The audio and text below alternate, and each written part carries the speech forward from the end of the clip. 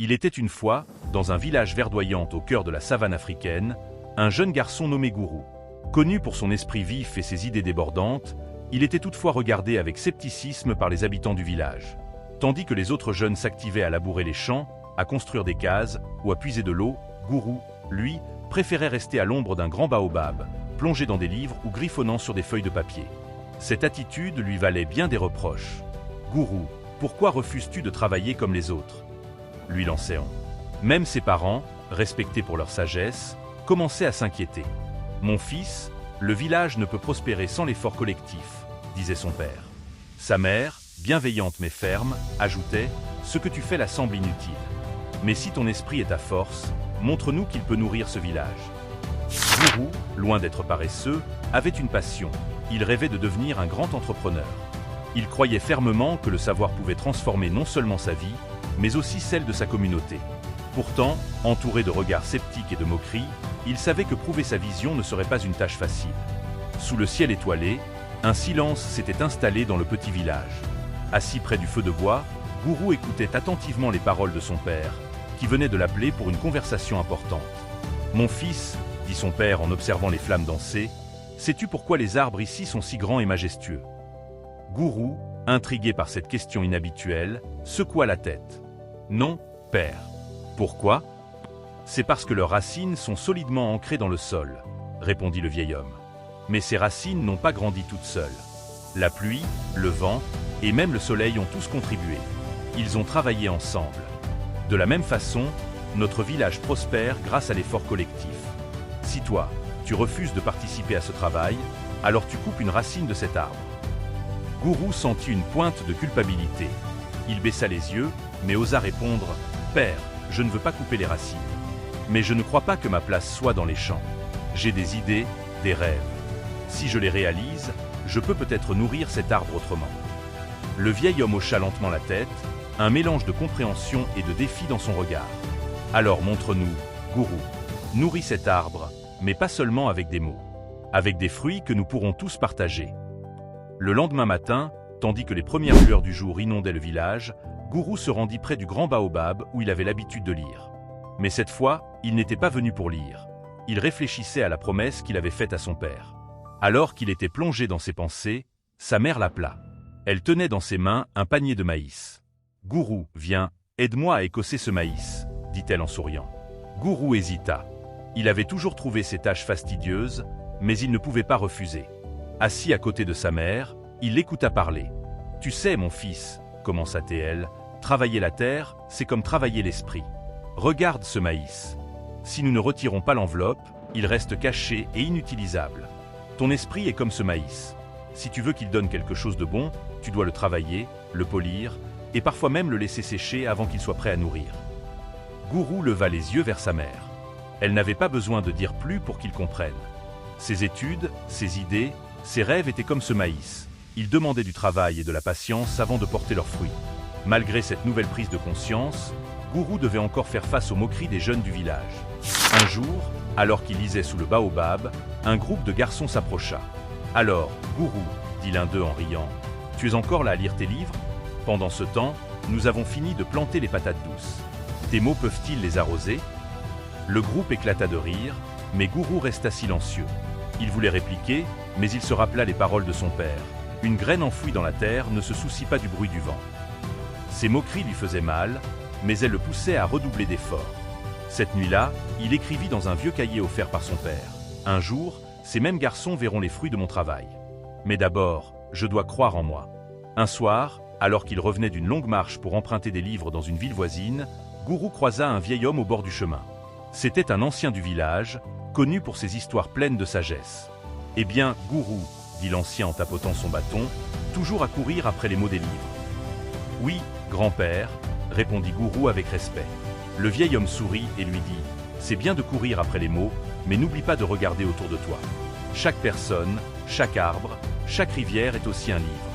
Lis-les, et tu apprendras des leçons que les pages ne peuvent pas te donner. » Cette rencontre marqua Gourou. Il comprit qu'il devait non seulement apprendre des livres, mais aussi de la nature et des gens autour de lui. C'est ainsi qu'il commença à poser des questions aux anciens sur les méthodes agricoles, à observer les champs et à comprendre les besoins de sa communauté. Avec ses conseils et leçons gravés dans son cœur, Gourou n'était plus le même.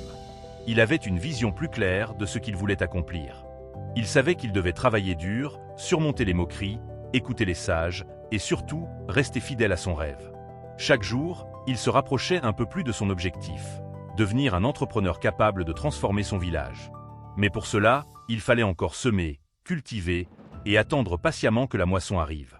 Le soleil se levait doucement sur le village, baignant les champs et les cases de sa lumière dorée. C'était un jour particulier, car une nouvelle inattendue s'était répandue comme une traînée de poudre. Gourou, le garçon qui avait quitté le village il y a plusieurs années, revenait enfin. Les habitants se souvenaient de lui comme d'un rêveur, passionné par ses livres, mais souvent moqué pour son manque d'ardeur aux travaux champêtres. Au loin, une silhouette apparut, avançant d'un pas ferme sur le chemin poussiéreux qui menait au village. C'était Gourou. Sa tenue simple mais élégante et son sac débordant de documents et de livres trahissaient le chemin qu'il avait parcouru. Son regard, autrefois plein d'hésitation, brillait maintenant d'une confiance tranquille. Les enfants couraient devant lui, criant « C'est Gourou, il est de retour ». Les adultes, plus réservés, observaient depuis leur case, certains curieux, d'autres sceptiques. Lorsque Gourou arriva sur la place centrale, il fut accueilli par les anciens, le chef du village et bien sûr, ses parents. Son père, bien que fier, gardait un air grave. « Mon fils, dit-il après une longue pause, tu es revenu. Mais dis-nous, que portes-tu dans ton sac? Est-ce le poids de tes rêves ou des solutions pour ton village ?» Gourou sourit et répondit humblement « Père, ce sac contient les deux. Je suis revenu pour tenir ma promesse, montrer que mes études peuvent nourrir non seulement mon esprit, mais aussi nos terres. » Ce soir-là, sous le grand baobab où il avait passé tant de journées à lire, Gourou organisa une assemblée. Presque tout le village était présent, intrigué par ce qu'il avait à dire. « Mes frères et sœurs, commença-t-il, sa voix claire résonnant dans la nuit, je ne suis pas revenu seul. Avec moi, j'apporte des idées et des outils. Pendant toutes ces années, j'ai étudié l'agronomie et appris des méthodes qui peuvent transformer notre manière de travailler la terre. » Il parla avec passion, de l'importance de fertiliser les sols avec des techniques naturelles comme le compost, de l'utilisation de rigoles pour conserver l'eau pendant les sécheresses, et surtout, de l'idée de créer une coopérative où tous les villageois pourraient unir leurs forces pour vendre leurs récoltes à un meilleur prix. « Je ne demande qu'une chose, » conclut-il. « Une saison. Laissez-moi mettre en place ces idées. Si cela échoue, je travaillerai vos champs à vos côtés comme avant. Mais si cela réussit, nous pourrons tous en bénéficier. » Les jours qui suivirent furent remplis d'activités. Gourou ne perdit pas une seconde. Il rassembla quelques jeunes, d'abord sceptiques, mais intrigués par sa vision, pour l'aider à mettre en place ses plans. Il commença par le compostage, enseignant aux habitants comment transformer les restes de nourriture et les feuilles mortes en engrais naturels. Il dirigea l'aménagement des rigoles. Avec des outils simples, ils creusèrent des canaux pour mieux distribuer l'eau dans les champs. Il introduisit une nouvelle organisation. Chacun avait un rôle précis, selon ses capacités, pour s'assurer que les efforts soient efficaces et coordonnés. Pendant ce temps, les sceptiques observaient de loin, certains murmurant encore « Gourou et ses idées. Croyez-vous vraiment qu'il pourra changer quelque chose ?»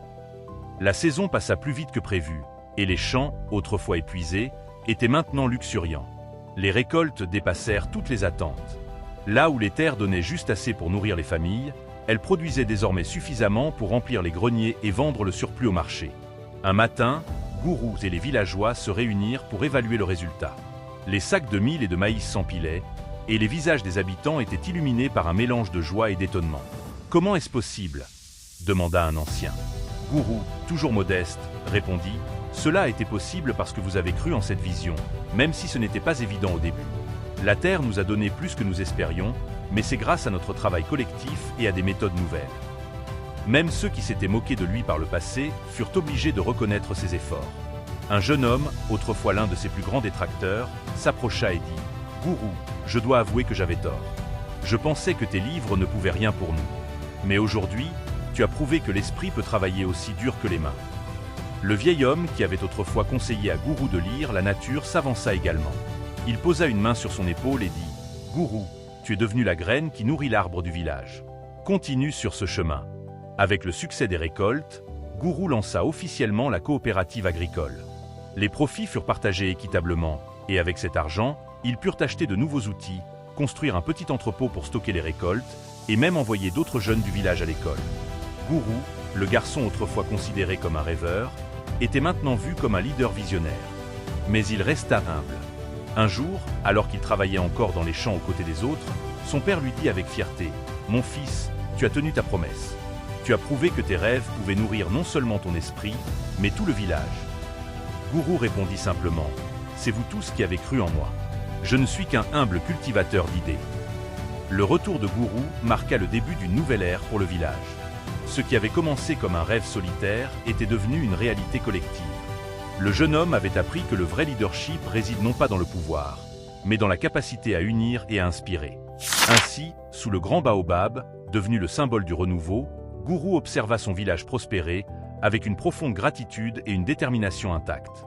Les racines qu'il avait aidé à fortifier allaient nourrir cet arbre pour les générations à venir.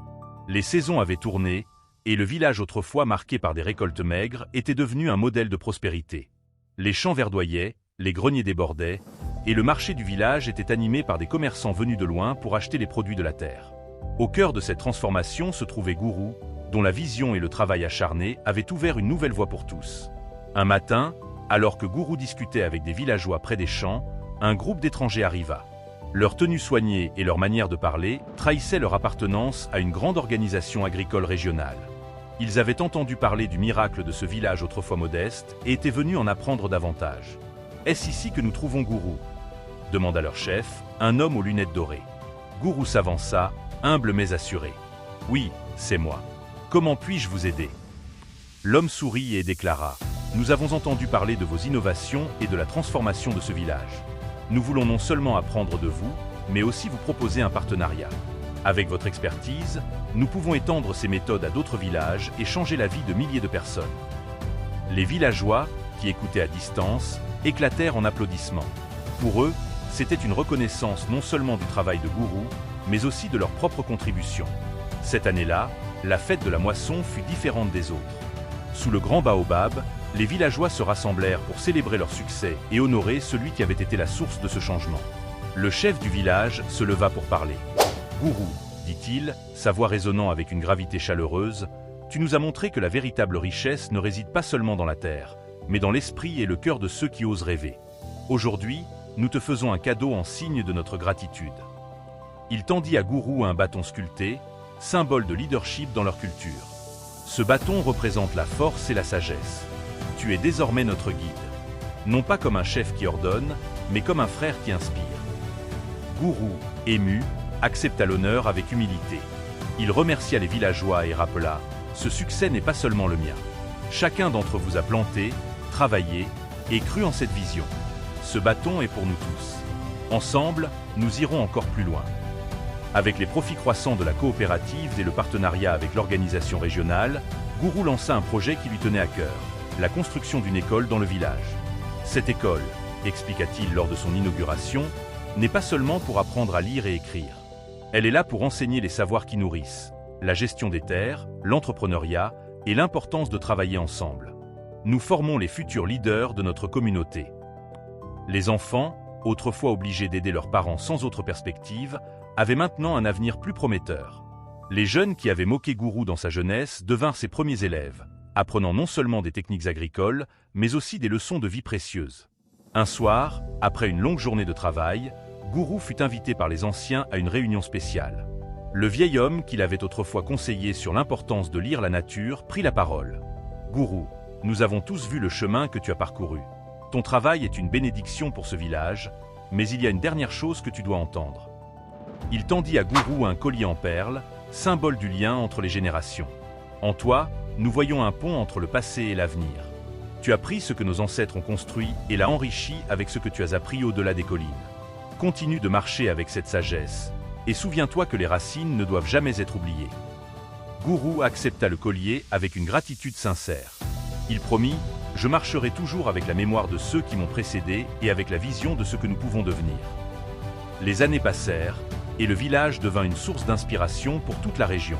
Les techniques agricoles de Gourou furent adoptées par d'autres communautés, et ses idées de coopération et d'éducation continuèrent à porter leurs fruits. Gourou lui-même resta un homme simple, préférant partager son temps entre ses champs, l'école et les conseils aux jeunes. Il aimait répéter « Ce n'est pas moi qui ai changé ce village. Ce sont les rêves que nous avons partagés et le travail que nous avons fait ensemble. » Un jour, un enfant du village, tenant un cahier sous le bras, vint voir Gourou. « On dit que tu as tout commencé en lisant sous ce baobab, dit-il timidement. Gourou sourit. « Oui, c'est vrai. Mais je n'ai jamais lu seul. Le vent, les oiseaux, et même le sol m'ont enseigné. Aujourd'hui, c'est à toi de continuer cette histoire. » Le garçon hocha la tête avec détermination, et Gourou sentit une immense fierté. Ce soir-là, alors que le soleil se couchait sur les champs prospères, Gourou contempla le village. Il savait que la récompense de sa vision n'était pas dans les richesses ou les honneurs, mais dans la transformation d'une communauté entière. Il murmura pour lui-même, « Les racines sont profondes et l'arbre est fort. Les fruits continueront de nourrir, même lorsque je ne serai plus là. » La fête de la moisson venait de s'achever, et le village baignait dans une douce tranquillité. Gourou, le cœur apaisé mais toujours en réflexion, s'était retiré sous le grand baobab, là où tout avait commencé. Les étoiles scintillaient dans le ciel clair, et la brise nocturne portait encore l'écho des rires et des chants de la célébration. Alors qu'il s'asseyait sur la terre fraîche, une silhouette familière apparut. Le vieil homme, le sage du village, celui qui lui avait un jour conseillé de lire dans la nature. Gourou se leva pour le saluer, mais l'ancien lui fit signe de rester assis. « Je vois que tu médites encore, même après tout ce que tu as accompli, » dit-il en s'asseyant lentement à côté de Gourou. « Oui, grand-père, » répondit Gourou avec respect. « Le chemin est long, et il y a encore tant à faire. » Le vieil homme sourit. « Avant de penser à demain, raconte-moi ce que tu as appris. Pourquoi as-tu réussi là où beaucoup auraient échoué ?» Gourou prit une profonde inspiration et parla avec émotion. « J'ai appris que tout commence par un rêve, mais que le rêve seul ne suffit pas. Dans ma jeunesse, je pensais que la connaissance était ma seule arme. Mais j'ai compris que la connaissance ne fleurit que lorsqu'elle est partagée. Quand je suis revenu au village, je me suis souvenu de tes paroles. Tu m'avais dit que la terre parle à ceux qui savent écouter. Alors, je n'ai pas imposé mes idées. J'ai écouté. J'ai vu les difficultés de mon peuple et j'ai adapté ce que j'avais appris pour répondre à leurs besoins. Mais plus encore, j'ai compris que le vrai changement vient de l'union. Seul, je n'aurais rien accompli. C'est la foi que mes frères et sœurs ont placée en moi et leur travail acharné qui ont transformé nos champs. » Le vieil homme hocha la tête en silence, puis demanda « Et maintenant, que feras-tu » Gourou réfléchit un instant avant de répondre. « Maintenant, je veux m'assurer que ce que nous avons bâti ne se perde jamais. La prospérité n'a de valeur que si elle dure. C'est pourquoi nous avons lancé l'école. Les enfants doivent savoir que leur avenir dépend de leur capacité à rêver, mais aussi à travailler ensemble. Je veux aussi qu'ils comprennent que les racines sont aussi importantes que les branches. Les traditions de nos ancêtres, les histoires que tu racontes, tout cela doit rester vivant, car c'est notre identité. Si nous oublions nos racines, notre arbre tombera au premier vent. » Le vieil homme posa une main sur l'épaule de Gourou. « Tu as bien appris et tu as bien enseigné. Mais souviens-toi, même l'arbre le plus fort a besoin d'eau et de soins. Continue de cultiver ta sagesse et ton humilité.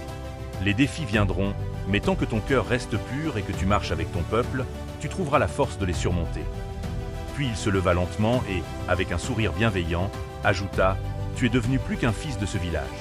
Tu es son gardien. Et moi, je peux maintenant dormir tranquille, car je sais que nos terres sont entre de bonnes mains. » Gourou resta assis sous le baobab longtemps après le départ du vieil homme. Le vent jouait avec les feuilles, murmurant des secrets anciens. Il sentit une paix profonde l'envahir.